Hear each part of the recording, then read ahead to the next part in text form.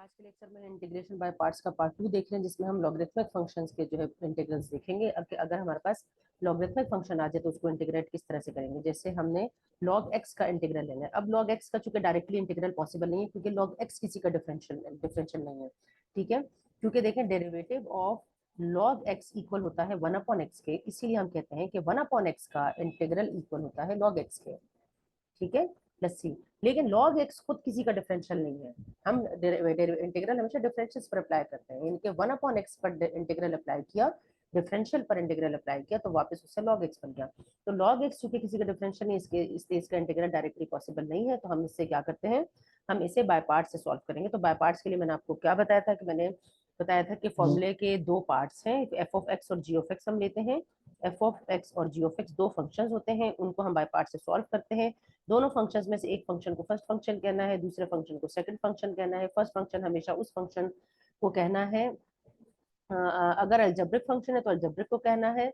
वैसे अगर दूसरा फंक्शन जो है, जो सेकंड फंक्शन होगा, उस फंक्शन का अगर इंटीग्रल पॉसिबल नहीं है, जैसे इस वक्त log x का इंटीग्रल पॉसिबल नहीं है, तो फिर उस फंक्शन को फर्स्ट फंक्शन कहना है। अदरवाइज अलजेब्रिक फंक्शन को हमेशा फर्स्ट फंक्शन कहना है।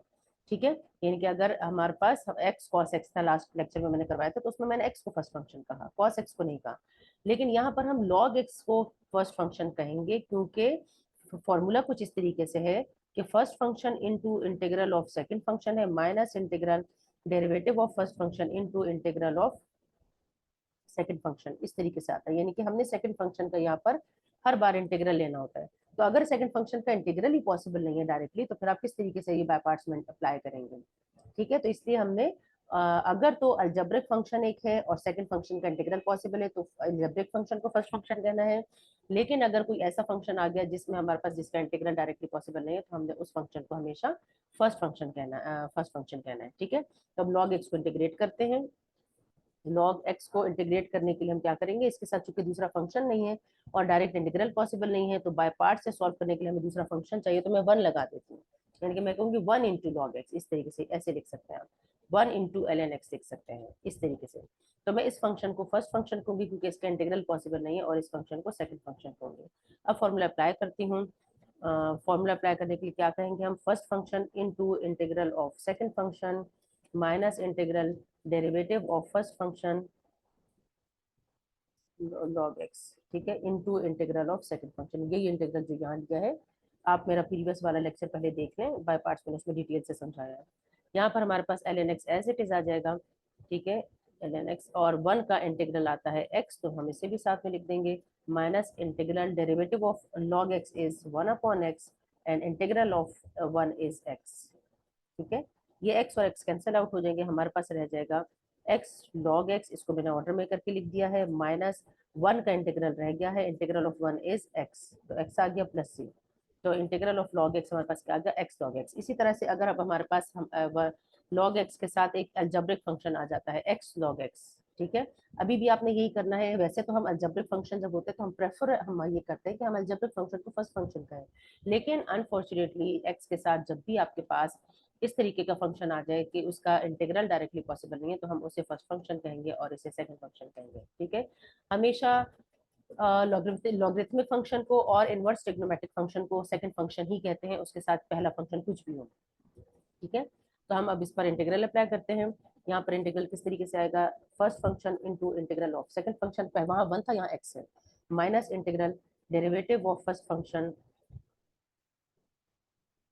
Into integral of second function, और ये वाला dx बाहर वाला इस इंटीग्रल के साथ। अब ये log x अपनी जगह पर एज इट इज आ जाएगा।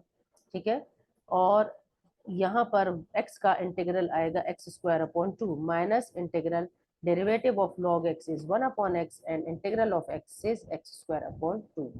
ये वाला dx अपनी जगह एज इट इज आ गया। अब हम क्या करेंगे, इसे सिंप्लीफाई करके लिखेंगे और इसे ऑर्डर में लिख लेंगे। x² को मैंने पहले लिख दिया, माइनस यहाँ एक x और एक x कैंसिल हो जाएगा, 1/2 बाहर निकाल दें, और यहाँ पर सिर्फ एक x रह जाएगा। अब x का इंटीग्रल लेना बाकी रह गया, ये वाली टर्म एज इट इज आ जाएगी। तो हम लेते हैं x² ln x माइनस यहाँ पर बाहर 1/2 आएगा, और इंटीग्रल किसका आया है, x का इंटीग्रल आया है x² प्लस सी। ठीक है, तो यहाँ पर अब इसको मल्टीप्लाई कर लेते हैं 2 को, माइनस ये बन जाएगा एक्स स्क्वायर अपॉन 4 प्लस सी, ये हमारे पास इंटीग्रल हो गया। अगर हमारे पास एक्स की पावर बड़ी आ जाती, जैसे एक्स स्क्वायर आ गया लॉग एक्स, ठीक है, फिर क्या होगा, फिर भी बिल्कुल ऐसे ही होगा। क्या होगा यहाँ पर हमारे पास, ये इस तरीके से आएगा, log x into integral of x, x square है तो x square log D x minus integral derivative of log x, derivative of log x into integral of second function ऐसे dx, ठीक है, ये लगेगा dx। तो यहाँ पर इसको थोड़ा सही से करके लिख लेते हैं। अच्छा, ये सही करके लिखते हैं हम। अच्छा, यहाँ पर हमारे पास चूंकि एक्स स्क्वायर था, तो अब हमारे पास एक्स क्यूब अपॉन 3, इसका यहाँ पे भी dx आएगा और बाहर भी dx आएगा। यहाँ पर इसका इंटीग्रल अब एक्स क्यूब अपॉन 3 आएगा, तो यहाँ हम इसे ऐसे लिखेंगे, एक्स लॉग एक्स, और यहाँ आएगा x cube upon 3 minus integral अपनी जगह पर रहेगा, derivative of log x is 1 upon x and integral of x square is x cube upon 3, ठीक है। एक्स एक्स कैंसिल हो जाएगा, यहाँ पर हमारे पास आ जाएगा, इसे हम पहले लिख देते हैं x cube upon 3 log x minus integral 1/3 को बाहर लिख दें, एक्स और एक्स कैंसिल हो जाएगा, एक्स स्क्वायर रह जाएगा, और एक्स स्क्वायर का इंटीग्रल फिर से एक्स क्यूब अपॉन 3 आएगा। जब तक इंटीग्रल खत्म नहीं होगा आपने प्लस सी नहीं लगाना, ठीक है, माइनस यहाँ आ जाएगा 1/3 और ये बन जाएगा एक्स क्यूब अपॉन 3 प्लस सी, ठीक है। नेक्स्ट स्टेप में आप इसे एक्स क्यूब अपॉन 9 करके लिखेंगे। नेक्स्ट लेक्चर में मैं आपको ऐसे फंक्शंस करवाऊंगी जिसमें दोनों फंक्शंस ऐसे हैं कि वो ट्रांसेंडेंटल है, एक फंक्शन अलजेब्रिक नहीं है साथ में, दोनों फंक्शंस ट्रांसेंडेंटल है, मतलब दोनों फंक्शंस के इंटीग्रल ऐसे हैं जो वो कभी खत्म ही नहीं होते, ठीक है। तो मैं आपको बताऊंगी कि उन फंक्शंस के इंटीग्रल, ट्रांसेंडेंटल फंक्शंस के इंटीग्रल जो है वो बाय पार्ट से हम किस तरीके से सॉल्व करेंगे।